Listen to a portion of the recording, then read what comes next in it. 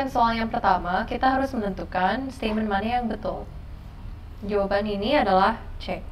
Dikarenakan kalau kita baca statement yang pertama, dibilang kalau misalnya ada beberapa kondisi tertentu yang telah terpenuhi, maka suatu perusahaan atau bisnis bisa memilih mau mengcapitalize development expenditure atau tidak. Kata kuncinya di sini adalah kata may decide. Kenyataannya adalah mereka harus mengcapitalize kalau memang if certain conditions are met. Jadi ini menjadi salah karena memang harus dicapitalize. Statement ketiga adalah disebut tidak boleh diamortisasikan lebih dari 5 tahun.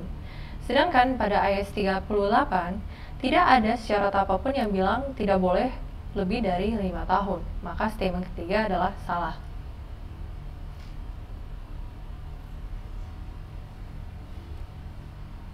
Kalau kita masuk ke latihan soal kedua, di sini kita harus tentukan mana penjurnalan yang benar untuk mereflek adanya amortisasi atas kuota, seperti itu ya.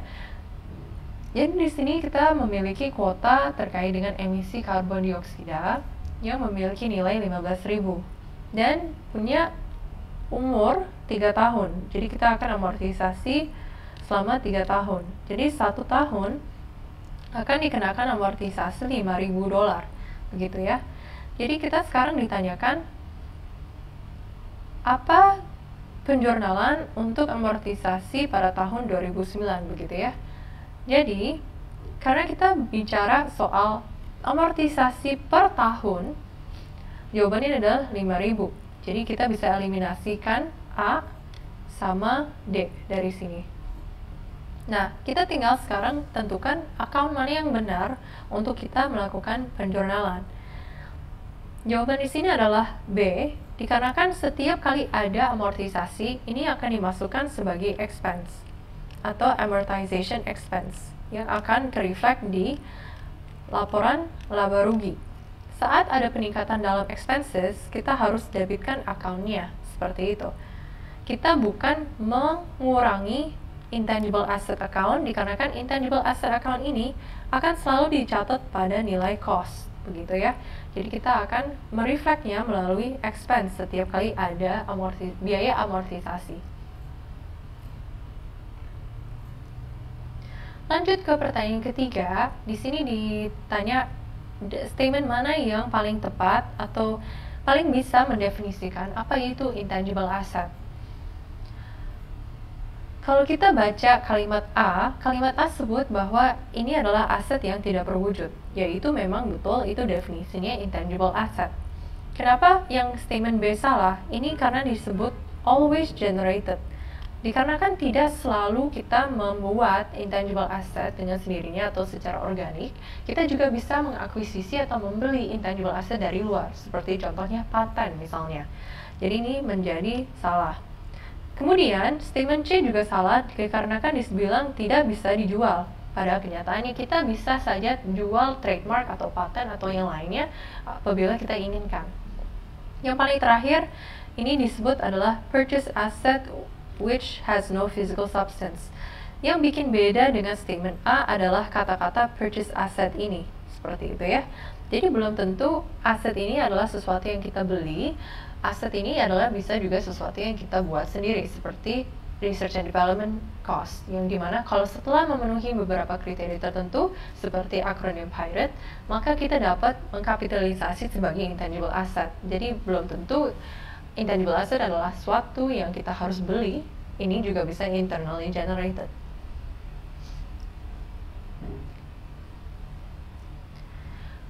Memasuki pertanyaan keempat, di sini kita harus menentukan apa yang kita harus lakukan untuk setiap project, di mana ada project A, B, dan C. Di sini kita harus kembali lagi ingat akronim yang PIRATE tadi ya. Jadi apabila semua kriteria 6 kriteria ini telah dipenuhi, maka baru bisa dikapitalisasi sebagai intangible asset dalam pembukuan kita. Kalau kita baca project A ini sebut ada beberapa konteks ya, ada beberapa penjelasan seperti adanya cost sekian untuk menyelesaikan pengembangan. Kita bisa tentukan berapa manfaat ekonomi yang kita bisa dapatkan setelah pengembangan selesai. Kita bisa tentukan juga kapan pengembangan akan diselesaikan. Kita bisa lihat bahwa sudah ada sentimen dari pasar ya, sudah ada ketertarikan seperti itu. Dan kita juga sudah dapat ukur dengan akurat. Kita sudah bisa lihat ada technical feasibility, ada ketertarikan, kita ada kemampuan untuk menyelesaikan, dan kita juga ada niat untuk menyelesaikan pengembangan ini. Oleh sebab itu, kita dapat mengkapitalisasi biaya pengembangan senilai 280.000 sebagai intangible asset kita.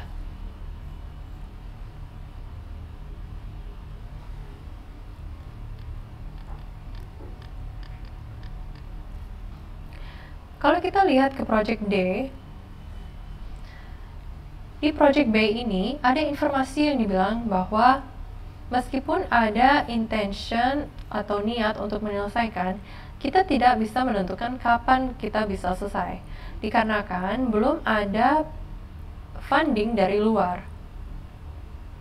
Nah, ini artinya kita ada keterbatasan pada resources, kalau dalam akronim PIRATE ya.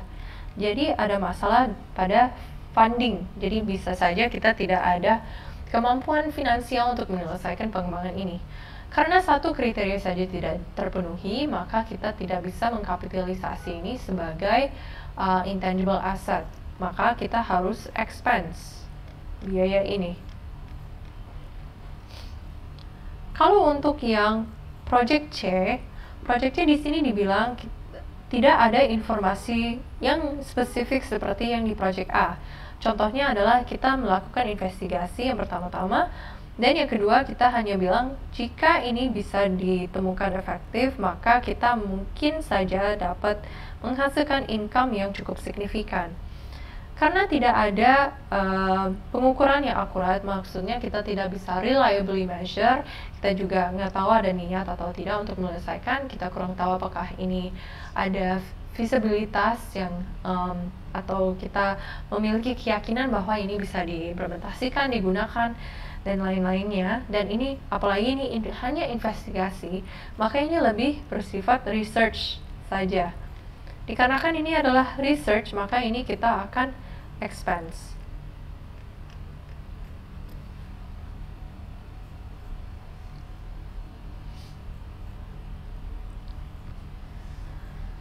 Memasuki pertanyaan kelima yang nyambung dengan pertanyaan keempat, maka kita harus siapkan laporan laba rugi dan laporan neraca yang mereflek treatment yang kita telah tentukan pada pertanyaan keempat.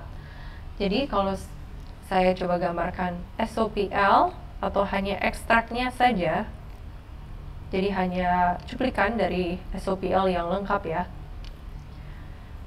Untuk yang pertama tadi kan ada research expenditure ya.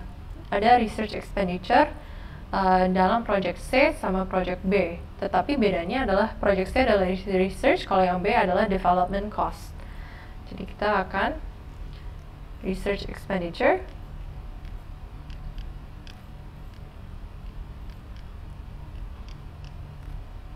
senilai 110.000.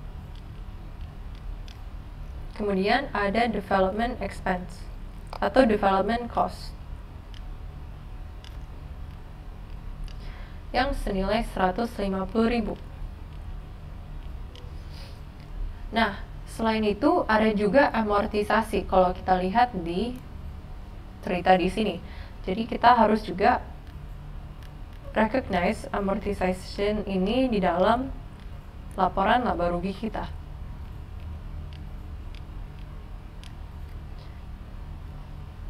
Oke, selanjutnya adalah laporan neraca atau hanya ekstraknya saja.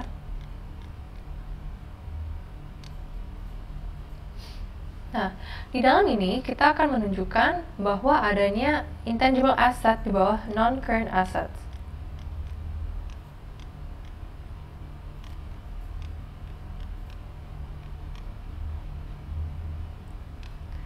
Non-current asset kita akan bilang intangible asset.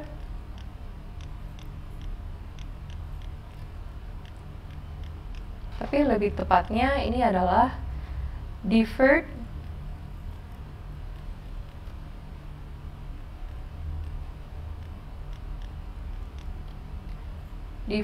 development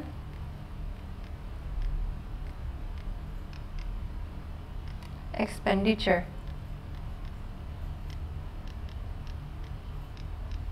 Nah, bagaimana menentukan angka ini? Kita pertama ambil carrying value yang di atas ini, karena yang akan kelihatan di laporan neraca adalah carrying value-nya saja.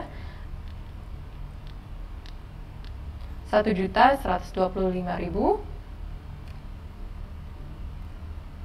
Kemudian kita ada juga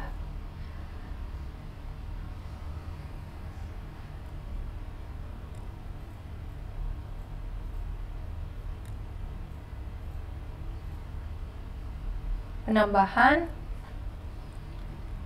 dari project A ya, 280. Terus kita harus kurangi lagi amortisasi 125 dikarenakan ini adalah periode 30 September 2005 dan ini adalah figur per 2004. Maka nilainya adalah 1.280.000.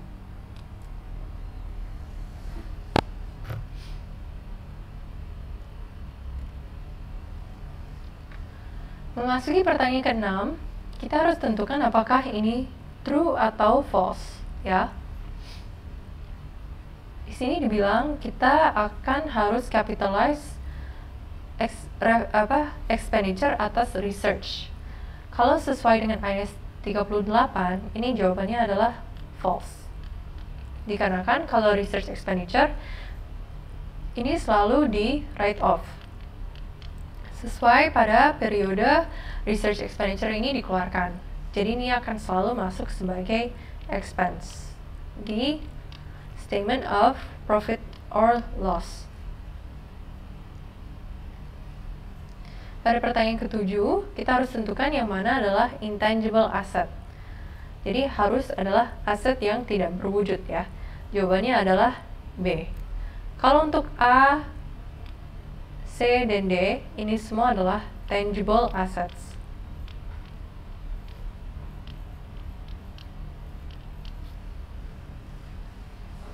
Demikian penjelasan mengenai Chapter 9, Intangible Non-Current Assets. Teman-teman dapat memulai chapter selanjutnya.